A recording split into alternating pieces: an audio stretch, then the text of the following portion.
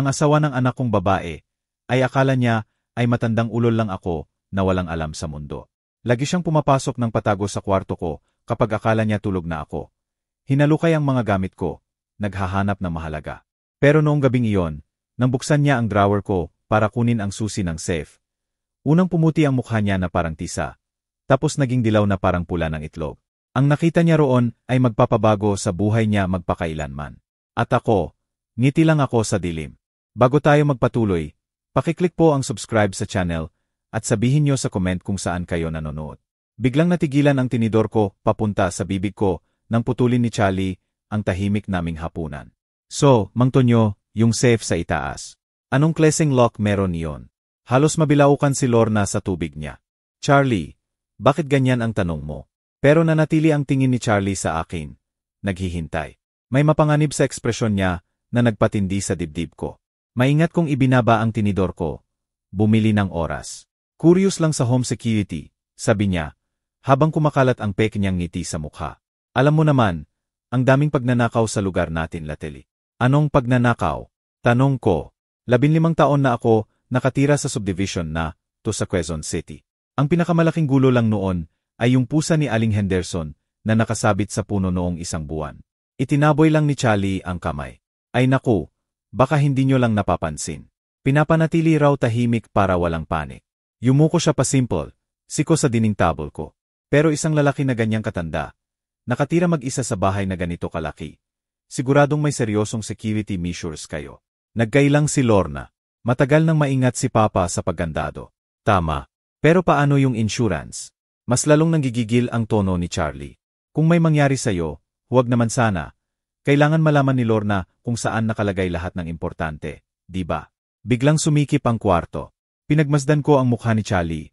Napansin ko kung paanong lumaki ng kaunti ang pupil niya nang banggitin ang posibleng pagkamatay ko. Kung paanong tumitibok ang daliri niya sa mesa kapag hindi agad ako sumasagot. Maayos ko lahat ng gamit ko, sabi ko sa wakas. Alam ni Lorna ang kailangan niyang malaman. Pero alam ba niya yung susi? Parang usok ang tanong na lumutang sa hangin. Tumingin si Lorna sa aming dalawa, gulong-gulo. Anong susi? Tanong niya. Mas lumawak ang ngiti ni Charlie.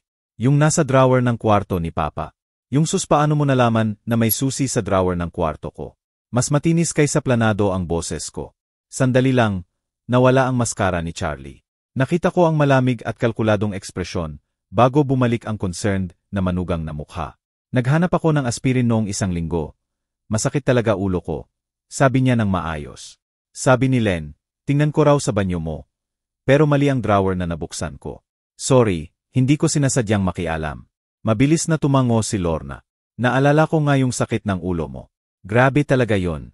Pero naalala ko rin yung araw na yon. Halos 30 minuto si Charlie sa itaas. Kesyo sumasakit daw tiyan niya pagkatapos ng hapunan. Sapat na oras para hindi lang basta maghanap ng aspirin. Nasa medicine cabinet ang aspirin. Sabi ko ng mahina. Lagi naman doon. Halos hindi napansin na nanginig ang panga ni Charlie. Siguro talagang wala ako sa sarili dahil sa sakit. Nagpatuloy ang usapan ng paika-ika. Pero paulit-ulit pa rin si Charlie. Tanong tungkol sa bangko ko. Kung sino pang may susi ng bahay. Kung anong routine ko araw-araw. Parang mga daliri na sumisipat sa sugat ang bawat tanong. Sinusubok kung saan mahina. Nang matapos na ang hapunan, tumayo agad si Lorna para magligpit. Ako na ang maglilinis ngayon, pa. Ikaw ang nagluto. Ayos lang, sabi ko, tinatabon na ang mga plato. Routine ko yon. Paraan ko para pag-isipan ang mga nangyayari sa araw. Ngayong gabi, lalo ko pang kailangan ang pamilyar na ritmo ng paghuhugas at pagpapatuyo. Sige na, honey, sabi ni Charlie kay Lorna, kamay na niya sa balikat niya. Hayaan mo si Papa sa kusina niya. Matulog na tayo. Umakyat sila. Narinig ko ang pagsara ng pinto ng kwarto nila. Habang naghuhugas ako ng mga plato ng hapunan. Paulit-ulit ko pa ring iniisip ang mga tanong ni Charlie. Paano niya nalaman ang tungkol sa susi na hindi dapat niya alam? Yung kaswal na pagbanggit sa pagkamatay ko at mana ni Lorna. Automatiko ang galaw ng kamay ko. Hugas, banlaw, patuyo, habang inililista ng isip ko ang lahat ng red flag na hindi ko pinansin nitong nakaraang 3 linggo. Yung kwento niya tungkol sa pagkatanggal sa trabaho na hindi ever magkasya. Yung walang sawang interes sa pera ko. Yung paan ng pagtingin niya sa bahay ko na parang inaarok ang plano. Natapos ko ang huling baso at isinabit ang basahan sa Makinang ang kusina sa ilalim ng ilaw. Bumalik sa perpektong ayos. Pero may malalim na nagbago ngayong gabi. Iba na ang pakiramdam ng bahay. Hindi na safe, bagkus na kabuyangyang. Sa itaas, narinig ko ang mahinang boses nila sa peder. Tapos katahimikan. Oras na para tingnan kung anong iba pang sorpresa ang naghihintay sa akin sa sarili kong bahay. Ang unang napansin ko pag-akyat sa hagdan ay ang pinto ng kwarto ko. Bahagyang nakabukas, mga 5 sentimetro ng dilim ang nakikita sa siwang. Huminto ako sa pinakataas na baitang. Mahigpit ang hawak sa barandilya. Sarado yun nang bumaba ako kanina para maghapunan. Lagi ko talagang sinasaado. Ugali na sa loob ng 40 taon ng pamumuhay mag-isa. Nasira lang nitong kamakailan dahil nandito ang anak ko. Pero si Lorna at Charlie ay nasa guest room sa dulo ng hallway. Walang dahilan para may pumasok sa kwarto ko. Tumayo ako roon ng 30 segundo. Nakikinig. Walang tunog mula sa guest room. Walang galaw kahit saan sa itaas. Tanging ang pamilyar na tunog ng lumang bahay na umuuga at ang malakas na tibok ng puso ko sa tenga. Dahan-dahan kong itinulak ang pinto. Naghihintay na umingit. Hindi umingit. Mahusay ang langis sa bisagra. Tahimik, pero ang pagpasok sa pribado kong espasyo ay parang paghakbang sa pinangyarihan ng krimen. Normal pa rin sa unang tingin. Nakaayos pa ang kama, masikip ang sulok. Nandoon pa sa nightstand ang salamin ko sa pagbabasa. Pareho pa rin ang anggulo ng lampara, pero ang mga mata ko, sanay sa loob ng mga dekada na maingat na pamumuhay, agad napansin ang mga pagkakaiba. Nakabukas ng mga 0 sentimetro ang pinto ng closet. Lagi ko talagang isinasara ng tuluyan. Nakakainis sa akin, kahit kaunting siwang yun buong gabi. Hindi na eksakto ang pagkakasara ng mga drawer ng dresser ko. Yung pangalawa mula sa itaas, kung saan ko inilalagay ang mga importanteng papeles, parang pabaya ang pagsara. May sulok na Manila folder na sumisilip na parang dilaw na dila. Sumikip ang tiyan ko. Lumapit ako sa dresser. Hinila ko ng tuluyan ang drawer. Ginalaw ang mga folder sa loob. Ibinalik sa halos tamang ayos. Pero hindi eksakto. May gumalaw ng maigi. Pero hindi sapat ang ingat. Halo-halo na ang insurance papers sa bank statements. Ang last will ko, nakaraniwang nasa pinakadulo, lumipat sa harap, at ang maliit na brass key na nakatape ko sa ilalim ng drawer, nawala. Tiningnan ko ulit 2 beses. Hinipo ang kahoy kung saan dating may tap. Wala. Ang susi sa safe ko, yung safe na tinanong niya ng kaswal sa hapunan, natuklasan at kinuha. Nanginginig ang kamay ko, hindi sa takot, kundi sa galit. Hindi ito basta pagnanakaw. Hindi oportunidad lang. May pumasok sa pribadong santuwaryo ko at sistematikong nilabag ito. Naghahanap ng tiyak na bagay. May alam na alam kung ano ang hinintay at saan makikita.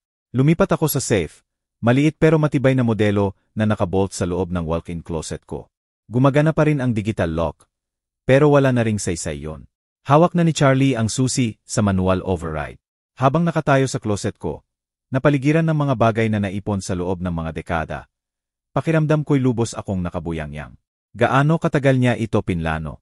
Ilang beses siyang pumasok dito, habang kami ni Lorna ay nasa baba. Inililista ang mga gamit ko na parang paninda. Higit pa sa pagnanakaw ang paglabag. Personal ito, malalim. May humipo sa mga pribado kong papeles. Nakita ang financial records ko. Hinawakan ang mga bagay na para sa akin lang. Ang mga hangganan na maingat kong itinayo sa buhay ko ay nilampasan ng parang operasyon. Pero isang malaking pagkakamali ang ginawa ni Charlie. Inakala niyang hindi ko mapapansin, na isa lang akong matandang walang alam. Masyado nang mapagkakatiwalaan at pagod para pansinin ang detalye. Mali siya.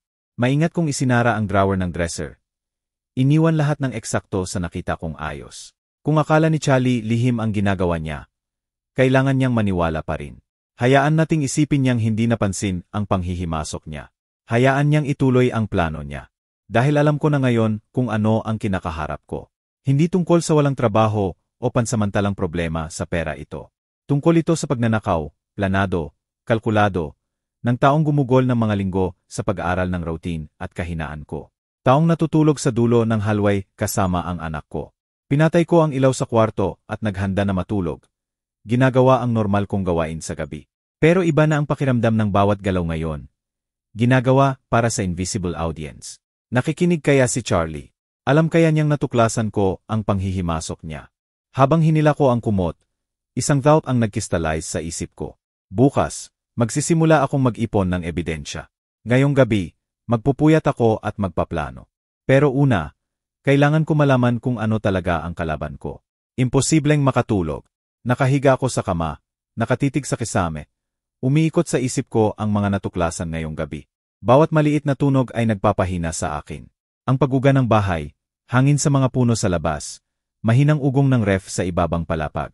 Alas negatibo 11, 47 ng gabi, ayon sa bedside clock ko, narinig ko ang galaw sa baba. Mahinang yapak sa sahig ng sala. Hindi yung magaan na hakbang ni Lorna, mas mabigat, mas maingat. Si Charlie. Nanatili akong tahimik, kinokontrol ang hininga. Nakikinig habang lumilipat ang tunog sa harap ng bahay. Tapos, halos hindi marinig sa manipis na sahig ng lumang bahay. Narinig ko ang boses niya. Ako to. Tulog na lahat. Tawag sa telepono. Tumatawag si Charlie ng hating gabi. Bumubulong na akala niya walang makakarinig. Dahan-dahan akong umupo sa kama. Maingat na hindi umingit ang kutson. Malamig ang sahig na kahoy sa paa ko, habang lumalapit ako sa heating vent na nagdudikit sa kwarto ko at sala sa baba. Minsan kasi, kakaiba ang pagdaan ng tunog sa lumang dock. Mayaman talaga yung matanda. Mas malinaw na ang boses ni Charlie. Nakita ko na bank statements, investment portfolios, lahat-lahat. Seryosong pera ito. Nanlamig ang dugo ko. May kasabwat siya. Bukas ng gabi, sabi pa ni Charlie, pupunta si Lorna sa book club niya. Biyernes ng gabi yon, 7 hanggang 9. Perfect timing. Kinuha ko ang cellphone ko sa nightstand. Nanginginig ang kamay habang binubuksan ang voice recording app. Ano man ang susunod, kailangan ko ng ebidensya. Nakuha ko na ang susi ng safe, sabi ni Charlie. Kinuha ko kanina habang naghahapunan sila. Tangang matanda, lahat ng importante inilalagay doon. Pera, alahas, marami pang bank info. Hayop. Pinindot ko ang record ng eksakto nang mas lalong nag-init ang boses niya. Mas may kumpiyansa. Alam ko nag-alala ka sa timeline. Pero hindi mawawala yung utang ko sa sugal. Hindi naman matiyaga yung mga yon. Alam mo na. Kailangan ngayon na. Utang sa sugal. Yun pala ang lahat. Yung desperasyon, yung maingat na diskarte, yung pagtataksil sa tiwala ng anak ko. Hindi lang oportunista si Charlie. Desperadong lalaki na nasubsob sa sariling kahangalan. Si Mang Tonyo lang naman isang ulilang matanda. Boses ni Charlie may pangungutya na. Siguro natutuwa sa kasama. Wala siyang alam sa parating. Hayop, tinanong pa ko tungkol sa home security kanina sa hapunan. Parang ibinigay niya pa sa akin yung impormasyon. Nag-init ang dibdib ko sa galit. Matindi. Yung kaswal na pagmamaliit sa akin. Yung ginawa niyang stereotype ako. Madaling bilhin. Pero pinilit kong manahimik. Patuloy ang pag-record. Ang ganda, hindi siya maghihinala sa pamilya. Kahit mapansin niyang may nawala, si Lorna ang magpapaniwala sa kanya na nailagay lang niya sa maling lugar. Alam mo naman kung paano mag-isip yung mga matatanda sa memorya nila. Matatanda. 66 anyos lang ako. Hindi 76. Matindi pa rin ang memorya ko para matandaan bawat salita ng usapang ito. Maniwala ka, sa Huwebes, malinis na tayo. Sasabihin ko kay Lorna may job offer sa ibang probinsya. Urgent. Makakaalis tayo bago pa niya malaman kung ano ang tumama sa kanya. Tahimik si Charlie sandali. Nakikinig sa kabilang linya. Tapos tumawa siya. Tunog na nagpanginig sa balahibo ko. Siguro dapat mas maingat siya kung sino ang pinapasok niya sa bahay niya. Lesson learned, di ba? Natapos ang tawag. Narinig ko pang gumalaw si Charlie sa baba ng ilang minuto. Marahil tinitingnan ang mga kandado at bintana. Tapos ang yapak niya sa hagdan. Maingat at tahimik. Mabilis kong pinatigil ang recording at isinuksok ang phone sa ilalim ng unan. Bahagyang nakabukas pa rin ang pinto ng kwarto ko mula sa naunang paghihimasok niya. Hindi ko ginagalaw para hindi mahalata. Sa siwang, nakita ko ang anino niya dumaan sa hallway. Bumukas at nagsara ng mahina ang pinto ng guest room. Matagal akong nakahiga sa dilim pagkatapos noon. Pinoproseso ang mga natutunan ko. May malaking utang sa sugal si Charlie na kasama ang mga delikadong tao. May kasabwat siya. Lanong nakawin ako bukas ng gabi habang nasa book club si Lorna. At pagkatapos ay alis agad. Isasama si Lorna sa gulo niya. Bigla na lang naging maliit ang paglabag sa kwarto ko kumpara sa malaking pagtataksil na ito. Hindi lang ako ang ninanakaw ni Charlie. Ginagamit niya si Lorna bilang takip. Pinapakilos ang pagmamahal at tiwala niya para maisakatuparan ang krimen. Pero isang malaking pagkakamali ang ginawa niya. Inakala niyang walang laban ako. Walang alam, madaling bilhin lang. Hindi niya alam na 30 taon akong insurance investigator bago nag-retire. At marami na akong nakaharap na desperadong tao na feeling mas matalino sila sa lahat. Gusto ni Charlie maglaro sa matanda. Sige, tingnan natin kung gaano katalino talaga siya. Nakahiga sa dilim na may recorded confession ni Charlie sa phone ko. Naalala ko kung paanong nagsimula ito lahat. 3 linggo na ang nakalipas, nang sirain ng desperadong tawag ni Lorna ang tahimik kong Martes ng umaga. Nagbabasa ako ng dyaryo. Lumalamig na ang kape ko nang tumunog ang phone ko. Palaging nakakangiti ako kapag pangalan ni Lorna ang nasa screen. Pero iba ang boses niya noon, strained, takang-takot. Maaga pa, alam ko, pero huminto siya. Narinig kong pinipigilan niyang umiyak. Natanggal sa trabaho si Charlie noong 1 buwan. Sinubukan naming ayusin, pero kulang na kami sa mortgage. At gaano nakalaki ang atraso? Tanong ko agad, hinahawakan na ang checkbook. 3 buwan. Ayoko sanang humingi, pero pwede ba kaming tumira muna sa'yo? Hanggang makahanap si Charlie ng bago. Nakakabasag puso ang ginhawa sa boses niya nang sabihin kong, ang anak kong babae, 32 anyos na at masyadong proud para humingi ng tulong hanggat may choice pa. Siyempre, pwede siyang umuwi. Siyempre, tutulong ako. Pero kahit noon pa, may kumurot sa akin tungkol sa sitwasyon ni Charlie. 8 taon daw siyang nagtatrabaho sa parehong kumpanya, sabi ni Lorna. Magaganda raw ang evaluation. Biglaan ang layoff, hindi inaasahan. Pero nang tanungin ko si Lorna ng detalye, malabo ang sagot. Si Charlie raw ang humahawak ng pera. Ipinaliwanag niya. Siya raw ang naghahanap ng trabaho. Pinagkakatiwalaan niya. Dapat mas tinanong ko pa.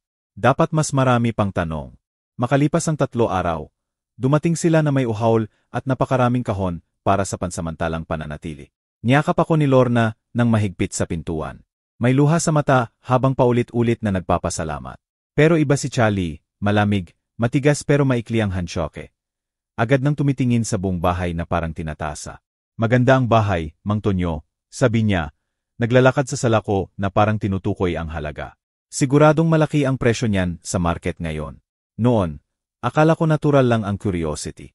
Ngayon, alam ko ng kalkulado na, tinatasa, nagpaplano. Sa unang linggo nila, sinikap kong mapaginhawa sila. Naglinis ng guest closet. Inayos ang routine ko para 3 tao na sa halip na isa. Madali lang nakibagay si Lorna. Kilala niya ang bahay, kilala ang ugali ko. Pero walang katapusang tanong si Charlie tungkol sa schedule ng barangay tanod. Kung sino-sino ang nasa bahay sa umaga. Tungkol sa bangko ko, routine ko sa pamimili, kung may cash ba akong inilalagay sa bahay. Lahat ay mukhang inosente na tanong mula sa taong bagong lipat. Pero hindi pala inosente. Naalala ko yung umaga na nag-offer siyang ihatid ako sa bangko. Para makatipid ka ng biyahe, sabi niya, kailangan ko rin i-update yung address ko sa unemployment. Pero sa bangko, tumambay siya malapit sa teller. Pinapanood akong mag-deposit. Nagtanong ng casual tungkol sa account types ko. Kung may safety deposit box ako. Mga red flag na hindi ko pinansin dahil gusto kong pagkatiwalaan ang asawa ng anak ko. Dahil mahal niya si Charlie at mahal ko si Lorna. Dapat obvious na rin ang sugal. Palagi ring tumatawag ang phone ni Charlie. Mga tawag na palagi niyang sinasagot ng pribado. Lalabas o pupunta sa ibang kwarto. Sabi niya potential employers daw. Networking. Pero napansin ko kung paanong nagbabago ang mood niya pagkatapos ng mga tawag na yon. Yung tensyon sa balikat. Yung paglalakad niya pagkatapos sa loob ng bahay. Mga sulat na financial statements para kay Charlie ang dumating dito sa bahay ko sa loob ng 2 linggo. Credit card companies, collection agencies. Akala ko noon update lang ng address matapos ang pagkatanggal sa trabaho. Ngayon alam ko ng huling babala yon. Huling demand, banta. Wala ni isa man lang alam si Lorna. Buong tiwala siya kay Charlie. Pinapaniwalaan ang mga paliwanag niya. Kapag sinabi niyang hawak niya ang finances nila, pinapaniwalaan niya. Kapag sinabi niyang mahirap ang job market, pero may prospects, sinusuportahan niya. Wala siyang alam na nalulunod sa utang sa sugal ang asawa niya. Wala siyang kaide-ideya na ang bahay ng pagkabata niya ay tinitingnan na parang target. Ang mapagkakatiwalaan, mapagmahal kong anak na babae, ay ginagamit lang na perfect cover para sa pagnanakaw. Inibalik ako ng thought na yun sa kasalukuyan. Sa madilim kong kwarto at sa bigat ng recorded confession ni Charlie sa phone ko. Sa loob ng 12 oras, planong nakawin niya ako. Sa loob ng 36 oras, planong umalis kasama si Lorna. Isasama siya sa web ng utang at panlilinlang niya. Pero isang malaking pagkakamali ang ginawa niya. Inakala niyang matandang malungkot lang ako. Natutuwa sa kasama at madaling lokohin. Hindi ako malungkot. Maingat ako. Mapagmatiyag ako. At may 30 taon akong karanasan sa pakikitungo sa mga taong feeling mas matalino sila sa lahat. Gusto ni Charlie magnakaw sa akin bukas ng gabi. Sige, subukan niya. Pero malapit na niyang malaman na may mga matatanda na kumagat pabalik. Gumising ako ng 6 oras 30 minuto. Gaya ng dati. Parang ebidensya ng bangungot ang recording sa phone ko. Pero totoo ang timestamp. 12 oras 47 minuto ng madaling araw. Malinaw na malinaw ang boses ni Charlie. Planong nakawin ako ngayong gabi. Sa baba, sinimulan ko ang coffee maker at ginawa ang usual kong almusal. Itlog, tinapay, orange juice. Eksakto gaya ng nakaraang 3 linggo. Nang lumitaw si Lorna sa robe niya, humihikab at nagpapasalamat. Mumiti ako ng mainit. Morning, anak. Matulog ng mahimbing. Parang sanggol. Salamat ulit sa pagpapahintulot sa amin dito, pa. Lumitaw si Charlie makalipas ang 20 minuto. Basa pa ang buhok mula sa shower. Mukhang refreshed, confident, lalaking may plano. Magandang umaga, sabi niya, naupo na sa upuan. Ano ang plano ng lahat ngayong araw? Maingat kong inilagay ang kape niya. Yung dati. Baka mamaya mag-ikot-ikot lang. Biglang tumalas ang mata ni Charlie. Anong kleseng ikot? Mga maliit na bili lang. Hardware, siguro bangko. Pinagmasdan ko ang reaksyon niya. Bahagyang gumalaw ang muskol malapit sa kaliwang mata niya. Walang exciting. Bangko. Yumuko si Charlie. Ayos lang ba financially? Tumawa si Lorna. Lagi namang paranoid si Papa pagdating sa personal checking ng accounts niya. Old habits. Hindi paranoid, sabi ko ng mahinahon. Maingat. Hindi ka pwede maging pabaya ngayong panahon. Sobrang enthusiastic na tumango si Charlie. Tama yan. Identity theft, online scams. Gubat talaga diyan para sa edad mo. Edad ko. Ayan na naman. Yung kaswal na pagmamaliit na nakabalot ng peke na pag-aalala. Speaking of maingat, patuloy ni Charlie. Napaisip ako tungkol sa home security nyo. Tahimik naman ang subdivision natin. Pero hindi mo talaga masabi. Ligtas na ligtas. Singit ni Lorna. 15 taon na si Papa dito walang problema. Pero hindi nakikinig si Charlie sa asawa niya. Nakatutok pa rin ang atensyon sa akin. Sa isang lalaking nakatira mag-isa. May mga valuable sa bahay. Dapat prepared. Binanggit mo yung safe sa itaas. Doon mo ba inilalagay ang importanteng documents? Dahan-dahan akong humigop ng kape. Pinag-isipan ang sagot. Mga ilan? Paano yung cash? I mean, kung mag-down ang bangko o may mangyari. Maganda ang may emergency fund na madaling kunin. Nakakamangha ang tapang. Nakaupo siya sa breakfast table ko. Kumakain ng lutong ko. Hiniling pang i-inventory ko ang assets ko para sa kaginhawahan niya. Mayroon ako ng kailangan ko. Simpleng sabi ko. Sinubukan ni Charlie ang ibang paraan. Binanggit mo noong 1 linggo na mabigat ang tulog mo. Maganda yon. Nag-alala ako sa mga matatanda na hindi makatulog ng mahimbing. Wala naman akong binanggit na ganoon. Pero tumango ako. Nga. Kapag natulog na ako, patay na sa mundo, lalo na lateli. Pagod na pagod ako tuwing gabi. Normal yan sa edad mo, sabi ni Charlie. Kailangan ng katawan mo ng mas maraming pahinga. Binigyan siya ng tingin ni Lorna. Charlie, bastos yan. Hindi, tama siya, sabi ko agad. Karaniwan akong umiinom ng gamot para makatulog. Tinatamaan agad hanggang umaga. Kitang-kita ang pag-relax ni Charlie. Perfect. Hayaan nating isipin niyang walang malay ako ngayong gabi. Well, hayaan ko muna kayong maglano ng araw nyo. Sabi ko, tumayo na para magligpit. Siguro matutulog akong maaga ngayong gabi. Sobrang pagod ako sa lahat ng family activities. Perfect yan, pa. Sabi ni Lorna, deserve mo ang pahinga. Tinulungan ako ni Charlie magbuhat ng plato sa kusina. At nahuli ko siyang sumulyap sa hagdan.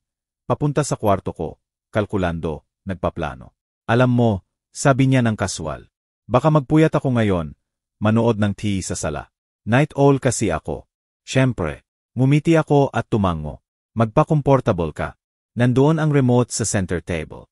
Pagkatapos ng almusal, inanunsyo ni Charlie na may mga tatawagan siya tungkol sa trabaho. Nagdesisyon si Lorna na ayusin ang gamit nila sa guest room. May pagkakataon ako. Sa tingin ko pupunta muna ako sa labas para sa maliit na lakad. Sabi ko sa kanila, mag-enjoy kayo ng tahimik na oras together.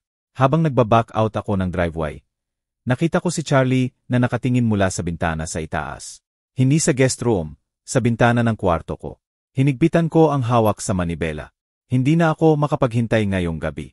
Ang hardware store ang unang punta ko. Kailangan ko ng supplies, pero mas importante, Kailangan kong pag-isipan ng mabuti ang lahat ng detalye ng parating. Kitang-kita na ni Charlie ang intensyon niya sa almusal. Ngayong gabi, habang ako raw ay mahimbing na natutulog dahil sa gamot, papasok siya sa kwarto ko. Hahanapin ang susi na nakita niya noon at bubuksan ang safe ko. Simple, malinis, perfect crime sa matandang mapagkakatiwalaan. Maliban lang na wala na roon ang susi. Inilipat ko ito kaninang 5 ng umaga pagkatapos magpuyat mula sa phone call niya. Ang maliit na brass key ngayon ay ligtas na nakabaon sa kitchen junk drawer. Sa ilalim ng rubber bands at twisties. Pwede siyang maghanap sa drawer ng kwarto ko hanggang mapanis ang daliri niya. Walang makikita. Pero hindi pa sapat yon. Gusto kong mahuli siyang red-handed, mapahiya, malantad kung ano talaga siya. Gusto ko ng ebidensyang malinaw na malinaw kahit si Lorna ay hindi na makakapagdeni pa sa totoong ugali ng asawa niya. Sa party supply aisle ng hardware, nakita ko ang kailangan ko. Maliit na confetti cannon, yung ginagamit sa gender reveal. Spring-loaded, designed para magdulot ng maximum mess sa minimum effort. Perfect. Bumili rin ako ng supot ng ultrafine glitter. Yung tipong dumidikit sa lahat at hindi na matanggal. Silver at gold, kasi kung magnanakaw si Charlie, dapat bagay sa kanya. Pag-uwi ko, walang tao sa bahay. May note si Lorna sa counter. Pumunta kaming grocery ni Charlie. Balikbago magnegatibo, 2 yem love you. Perfect timing. May 3 oras ako. Sa basement workshop ko, maingat kong binaklas ang confetti cannon. Simple lang ang mechanism. Spring-loaded plunger na magti-trigger kapag may sapat na pressure. Pinalitan ko ang harmless pepper confetti ng glitter mixture ko. Sapat lang para lubos na matakpan ang isang tao nang hindi masaktan. Ang mahirap ay calibration. Kailangan mag-trigger kapag binuksan ni Charlie ang drawer at inabot ang pinakaloob. Eksakto kung saan dating nakatago ang susi. Pagkatapos ng ilang test gamit ang wooden spoon, nakuha ko ang tamang sensitivity. Ang pag-install ay kailangan ng precision. Inilagay ko ang modified cannon sa loob ng drawer. Position para mag-trigger kapag may umabot sa pinakadulo. Sa sinumang sumulyap lang, mukhang normal na laman ng drawer. Ilang lumang litrato, buttons, miscellaneous items, pero umabot ng may layunin. Maghanap ng may intensyon at surprise. Tinest ko ng 3 beses, gamit ang ruler para gayahin ang galaw ni Charlie. Bawat test perfect, naglabas ng ulap ng glitter eksakto sa mukha at kamay ng magnanakaw. Madaling i-reset ang device, ready na sa totoong performance. Susunod ang paglalagay ng pain. Naglagay ako ng dumikay sa harap, malinaw na nakikita. Lumang susi na maleta na kamukha-kamukha para maloko ang nagmamadali. Agad makikita ni Charlie, abutin ng may kumpiyansa, at matrigger ang surprise ko. Ang ganda sa psychology. Inaasahan ni Charlie ang stealth, katahimikan, tagumpay. Nagbudet siya na mabilis, tahimik na pagnanakaw. Hindi siya handa sa glitter explosion na magmamarka sa kanya na parang diepack sa bank robber. Marka na hindi matatanggal. Sa alas negatibo 1, 45 yem, tapos na lahat. Mukhang inosente ang drawer. Armed at ready ang trap. Papasok si Charlie sa kwarto ko ngayong gabi. Inaakalang walang laban ang biktima. Sa halip, makakatagpo siya ng 24 karat justice. Narinig ko ang pagsara ng mga pinto ng kotse sa driveway. Si Lorna at Charlie, bumabalik mula sa pamimili. Marahil feeling normal na pamilya. Wala siyang kalam-alam na ang crime scene niya ngayon ay trap na. Maingat kong isinara ang drawer at bumaba para salubungin sila. Suot ang pinakamabuting ngiti ng lolo. Ngayong gabi ay magiging napaka-interesting. Kailangan ko pang lumabas para sa mabilis na lakad. Anunsyo ko pagkatapos ng tanghalian. Hindi magtatagal. Tumingin si Lorna mula sa pag-aayos ng groceries. Kailangan mo ba ng tulong, pa? Kukuha lang ako ng gamit sa electronic store. Mag-relax kayo. Sapat na ang shopping nyo ngayong araw. Halos hindi tumingin si Charlie mula sa phone niya. Pero nahuli ko ang pag-islap ng interes sa mata niya. Ang matanda, lumalabas mag-isa. Iniiwan ang bahay na walang bantay. Marahil nagko-confirm ng mental map niya ng routine ko. Ang clerk sa Best Buy ay mabait na binata na si Marcos. Hindi man lang kumurap ng ipaliwanag ko na gusto ko ng security camera para sa kwarto ko. Maraming pagnanakaw sa lugar nyo? Tanong niya. Ganun na nga. Gusto ko maliit na may magandang night vision at wireless. Ipinakita niya sa akin ang ilang option. Pumili ako ng compact model na konektado sa smartphone ko na may motion detection at 8 oras na battery life. Mas maliit pa sa deck of cards at may magnetic mount. Dapat mo munang itest ang placement. Payo ni Marcos. Nakikita mo sa API kung ano ang eksaktong nakikita ng kamera. Perfect. Cash ang binayaran ko at nag-drive pa uwi. Nakaupo sa tabi ko ang camera bots na parang secret weapon. Pag-uwi ko, nakita ko si Charlie at Lorna na nanonood ng tea sa sala. Mukha silang komportable. Normal na mag-asawa na nananatili sa bahay ng ama ni Lorna. Hindi magnanakaw na naghahanda ng his. Magpapahinga muna ako ng konti. Sabi ko sa kanila, aakyat na sa itaas. Pagod ako sa kakalakad. Sa cable and more. Kwarto ko. Isinara ko ang pinto at nagsimula na akong magtrabaho. Kailangang makunan ng kamera ang paglapit ni Charlie sa dresser, ang pagbukas niya ng drawer, at ang spectacular na glitter explosion na susunod. Pero kailangan ding ganap na nakatago ito. Sinubukan ko ang iba't ibang posisyon gamit ang smartphone app. Sa ibabaw ng bookshelf, mali ang anggulo. Sa likod ng lampara, halata naman. Sa wakas, nahanap ko ang perfect spot. Nakasingit sa pagitan ng mga libro sa nightstand ko. Nakaharap sa dresser at gitna ng kwarto. Perfect na perfect ang magnetic mount. At ang itim na casing ng kamera ay nakihalo sa mga spine ng libro. Maliban na lang kung talagang hinintay nila ang surveillance equipment, hindi nila makikita. Gumugol ako ng 20 minuto sa pag-a-adjust ng anggulo sa API para siguradong sakto ang coverage. Sensitive ang motion detection, mag-a-activate kapag may pumasok sa kwarto. Pero hindi naman basta-basta magfa-false alarm sa normal na tunog ng bahay o hangin sa labas. Critical ang battery life. Kailangang tumagal mula ngayon hanggang sa gawin niya ang galaw. Posibleng 8 hanggang 10 oras. In-on ko ang motion-activated mode para makatipid. Tapos tines ang night vision sa pamamagitan ng pagpatay ng ilaw. Crystal clear ang infrared image. Makikita ng malinaw ang mukha ni Charlie kapag na-trigger ang trap ko. Tinest ko rin ang recording function. Siguradong malinaw ang audio kung may magsalita siya habang nagnanakaw. Kung may masabi man siyang incriminating, madalas kasi nagsasalita ang desperadong tao sa sarili. May ebidensya rin ako noon. Elegant sa simplicity ang buong setup. Papasok si Charlie sa kwarto ko na inaakalang dilim at katahimikan lang ang sasalubong sa kanya. Sa halip, mafi-film siya mula pa lang sa paglampas niya ng pinto. Makukunan ang paghahalukay niya, pagkakita sa dumikay, pag-abot sa drawer, at ang kahangahangang glitter explosion na susunod. Visual evidence, audio evidence, at physical evidence, lahat sa isang magandang package. Inayos ko ng kaunti ang mga libro para mas makubli ang kamera. Tapos tumayo ako at pinagmasdan ang trabaho ko. Mukhang normal lang, inosente, kwarto lang ng matanda na handa ng matulog ng mahimbing. Sa baba, naririnig ko si Lorna at Charlie na mahinang nag-uusap, marahil nagpaplano ng gabi nila. Siguro kinakalkula na ni Charlie kung ilang oras na lang bago magbukas ang deft window niya. Wala siyang kaalam-alam na ang bintana niya ngayon ay naging trapdoor na. Tiningnan ko sa phone ko sa huling pagkakataon. Malinaw ang camera feed, active ang recording, full charge ang battery. Tapos na lahat. Ngayong gabi, sa wakas ay ipapakita na ni Charlie ang totoong kulay niya. At salamat sa modernong teknolohiya, lahat ng sandali ay marirecord sa high definition. Hayaan na nating magsimula ang laro. Ang hapunan ay tahimik at payapa. Si Lorna ang paulit-ulit na nagkukwento tungkol sa mga pagbabago sa subdivision. Samantalang si Charlie naman ay madalas tumitingin sa phone niya. Ginampanan ko ng perpekto ang role ko. Pagod na lolo na handa ng matulog ng maaga pagkatapos ng mahabang araw. Nang mag-alas 8 na, nakaupo na kami sa sala. Si Lorna ay nakikulot sa sofa na may libro, habang ako naman sa usual kong armchair. Nagpapahidhid ng sentido na parang pagod na pagod. Mahabang araw, bulong ko. Sa tingin ko matutulog na ako ng maaga ngayong gabi. Agad tumingin si Charlie mula sa phone niya. Actually, Mang Tonyo, sana makapag-inuman muna tayo.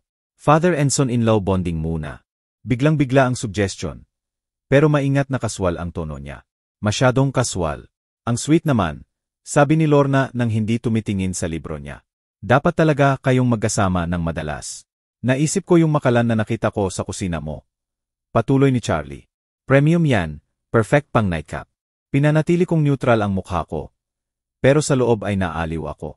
Marahil kaninang almusal pa lang ay pinaplano na niya ang conversation na to. Timing, suggestion, specific mention ng mamahaling whiskey. Walang aksidente. Salamat sa thought, pero may iniinom akong gamot na bawal ihalo sa alkohol. Bigla ng kaunti sumikip ang ngiti ni Charlie. Sige na, isang baso lang, hindi masama. Pamilya na tayo. Talagang bawal, anak. Oo, patama. Singit ni Lorna.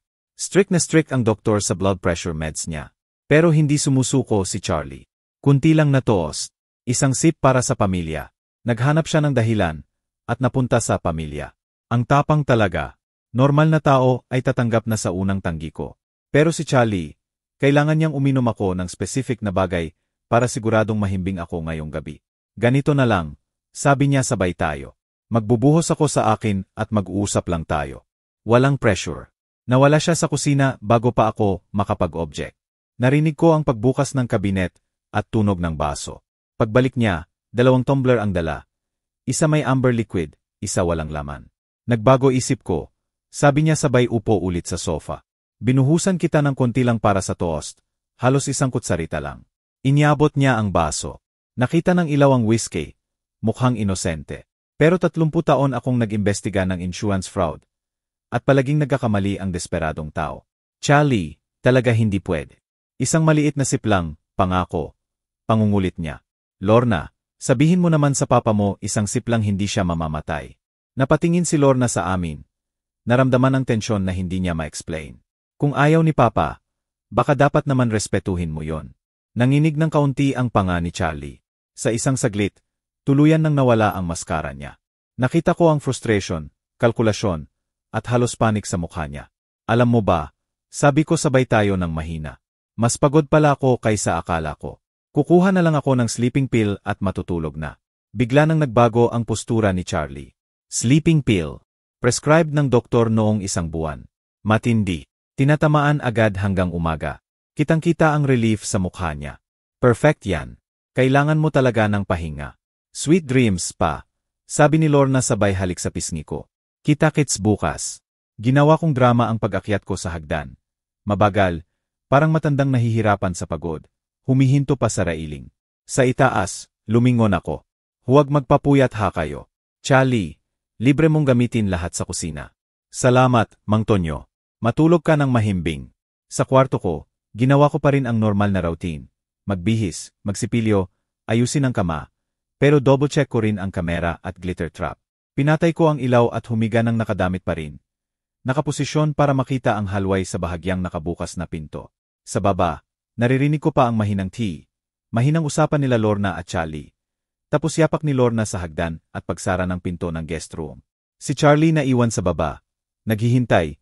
Marahil binibilang ang oras hanggang maging epektibo ang sleeping pill ko. Tiningnan ko ang phone ko. 9:47 minuto malinaw na malinaw sa night vision ang walang tao kong kwarto. Nakahanda na ang trap.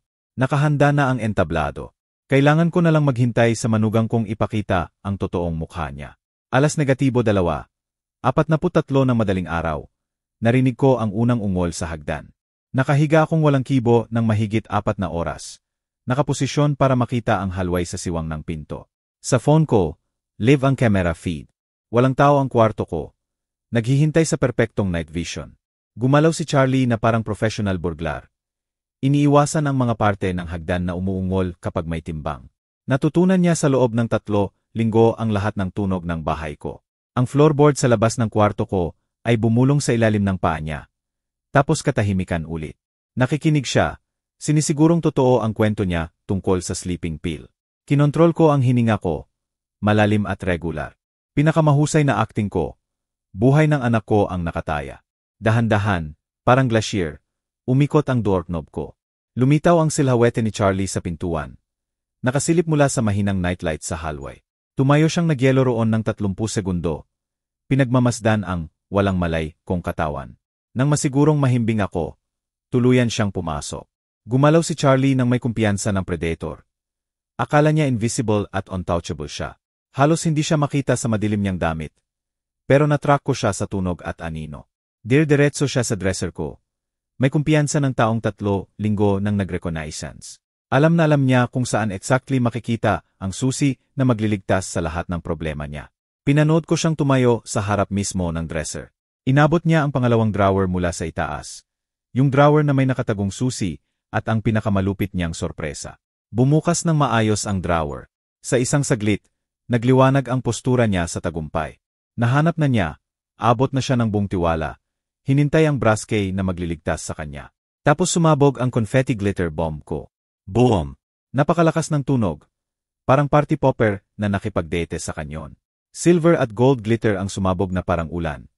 Tinakpan si Charlie mula ulo hanggang paa ng makintab na confetti. Umalingaw-ngaw sa buong bahay ang explosion na parang paputok sa fiesta. Natumba si Charlie paatras. Malutong ang mura habang sinisipit ang glitter na dumikit sa buhok, damit, at gulat na gulat niyang mukha. Parang nilusob siya ng buong craft store. Naging walking disco ball siya. Anong hayop to? Sigaw niya habang sinisipit ang glitter na ayaw matanggal. Ginampanan ko ng perpekto ang gising ko. Nakaupo na may gulat at pagkalito. Ano to, Diyos ko? Sigaw ko sabay abot sa bedside lamp. Anong ingay yon? Binahan ng ilaw ang kwarto at inilantad si Charlie sa buong ningning niyang makintab. Nakatayo siyang nagyelo sa tabi ng dresser ko. Puno ng glitter mula ulo hanggang paa. Hawak ang dumikay na pain ko. Charlie, parang nalilito kong sabi. Anong ginagawa mo sa kwarto ko?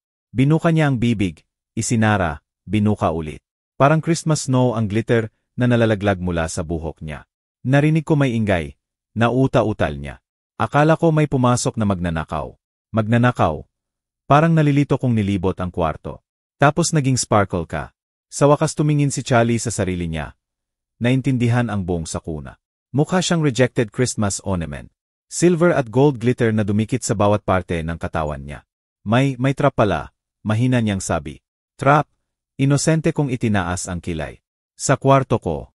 Mula sa dulo ng halway, narinig ko ang yapak. Si Lorna, nagising sa pagsabog, paparating na. Lumaki ang mata ni Charlie sa takot. Paano niya ipapaliwanag ang pagiging puno niya ng glitter? Habang ninanakawan ang biyenan niya ng 3 Mang Tonyo, okay ka lang ba? Puno ng pag-aalala ang boses ni Lorna. Binuka ni Charlie ang bibig ng desperado. Pero walang lumabas na matinong paliwanag. Nahuli siyang literal na glitter-handed sa akto ng pagtataksil sa pamilya namin. Pinayagan ko ang sarili kong ngumiti ng maliit habang papalapit ang yapak sa halway. Sa huli, makintab pala talaga ang hustisya. Pa, okay ka lang ba? Lumitaw si Lorna sa pintuan.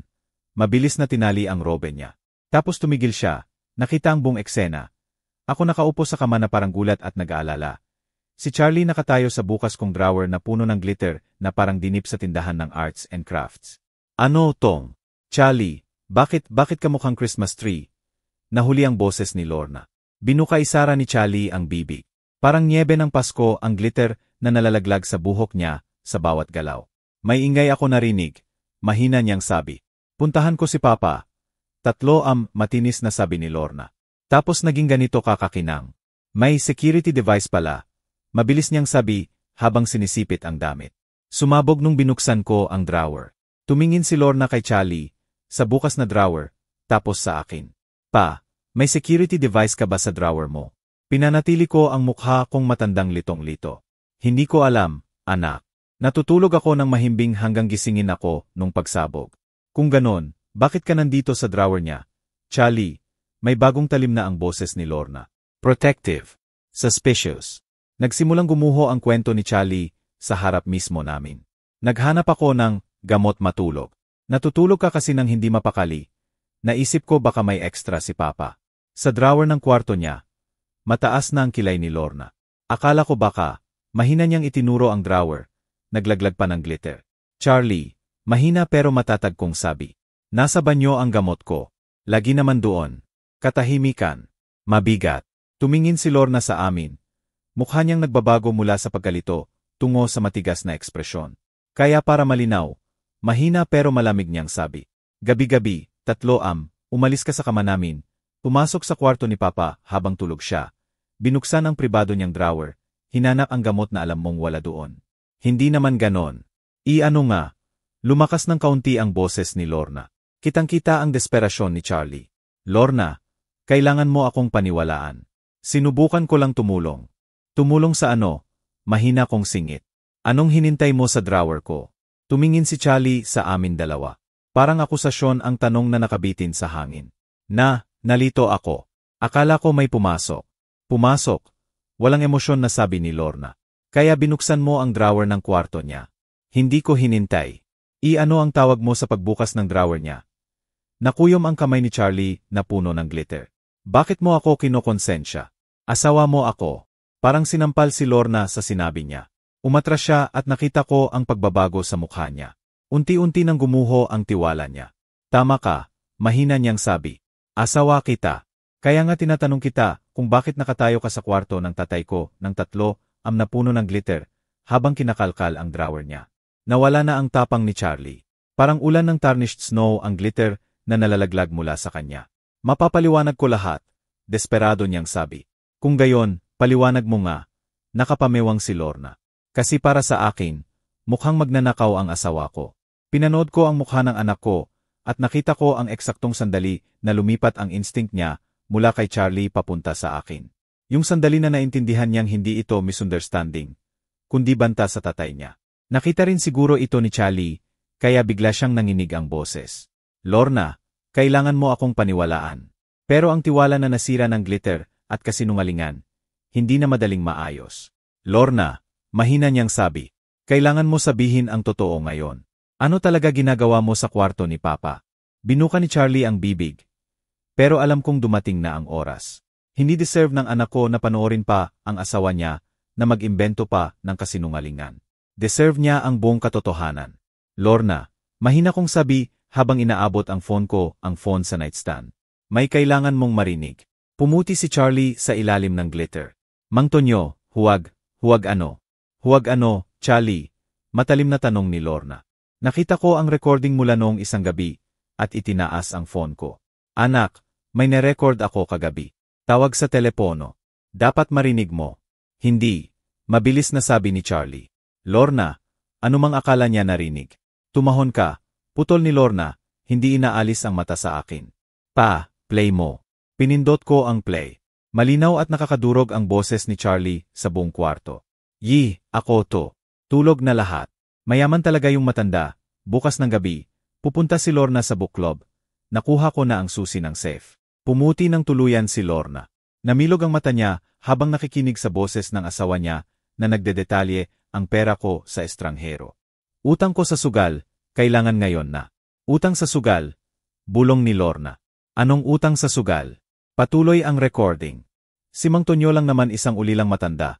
Hindi siya maghihinala sa pamilya. Parang sinuntok si Lorna. Nakita ko ang mukha niya na gumuho habang naririnig ang malamig na pagmamaliit ng asawa niya sa akin. BY Thursday malinis na. Sasabihin ko kay Lorna may job offer sa ibang probinsya.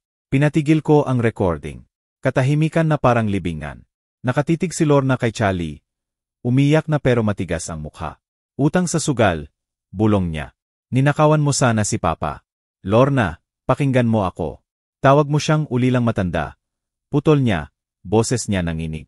Planado mong nakawin siya, tapos alis kasama ako bilang alibi mo. Sinubukan ni Charlie lumapit, pero umatras si Lorna na parang delikado siya. Gaano? Tanong niya. Gaano kalaki utang mo? Hindi importante. Gaano? 47,000. Parang nawalan ng tuhod si Lorna. Sumandal siya sa hamba ng pinto. Nakatitig sa lalaking pinakasalan niya. Buwan-buwan mo akong niloloko, sabi niya. Trabaho, pera, kung bakit talaga kami dito, lahat. Pinoprotektahan kita.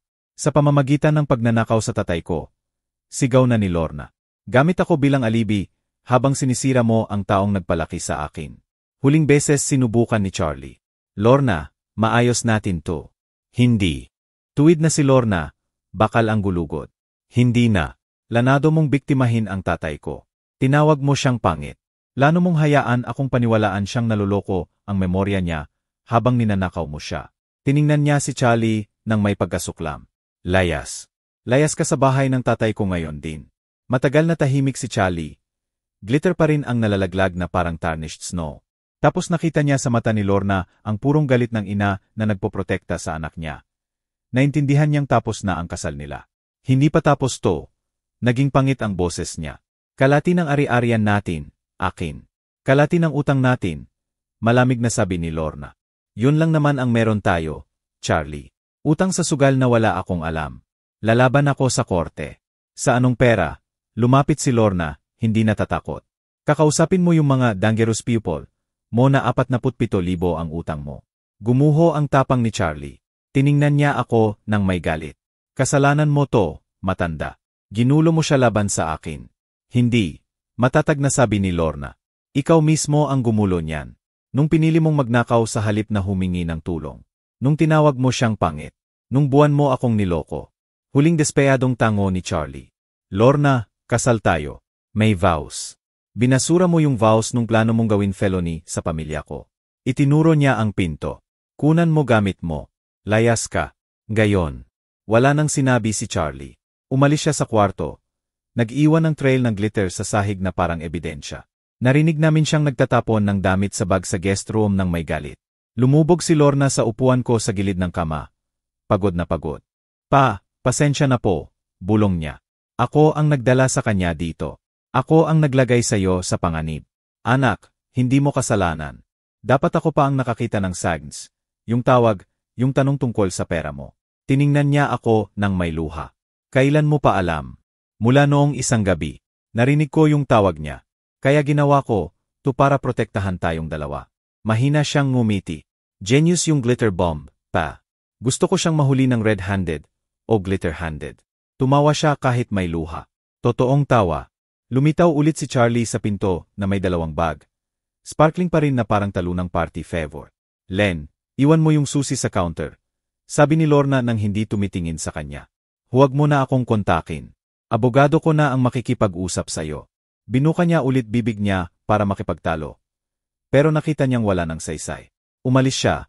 Nag-iwan ng glitter sa buong bahay. Narinig namin ang pagsara ng pinto sa baba at ang pagandar ng kotse niya papalayong sa gabi.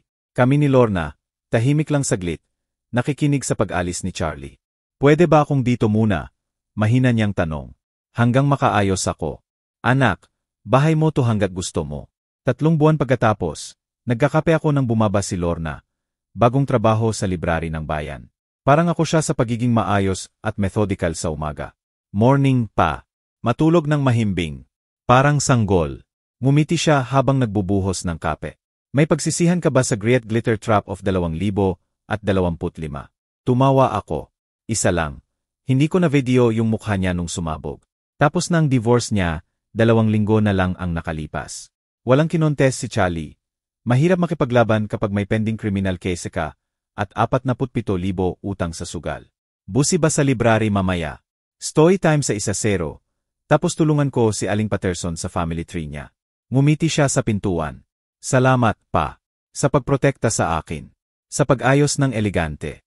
Salamat sa pagtitiwala sa akin ng pinakakailangan. Pag-aalis niya, nakaupo ako sa kusina, nagbabasa ng dyaryo, tahimik ang bahay. Walang tensyon, walang kasinungalingan, walang nagkakalkula kung paano ako lolokohin. Bumuz ang phone ko. Text mula kay Lorna. Nakalimutan ko sabihin, hinintay ka raw ni Aling Henderson magkabit ng security system. Kumalat na raw ang chismis tungkol sa innovative mong paraan. Tumawa ako ng malakas. Baka ipatent ko na lang yung glitter bomb approach sa home security. Sa labas, tagsibol na sa subdivision namin sa Quezon City. Tahimik pa rin, ligtas, gaya noon bago dumating si Charlie. Minsan, hustisya galing sa korte at pulis. Minsan, galing sa instinct mo, maingat na trap, at hayaan mong ipakita ng tao ang totoong kulay nila. At minsan, makintab talaga ang hustisya. Kung nagustuhan nyo ang kwento, pakilik, subscribe, at i-comment nyo kung saan kayo nanonood.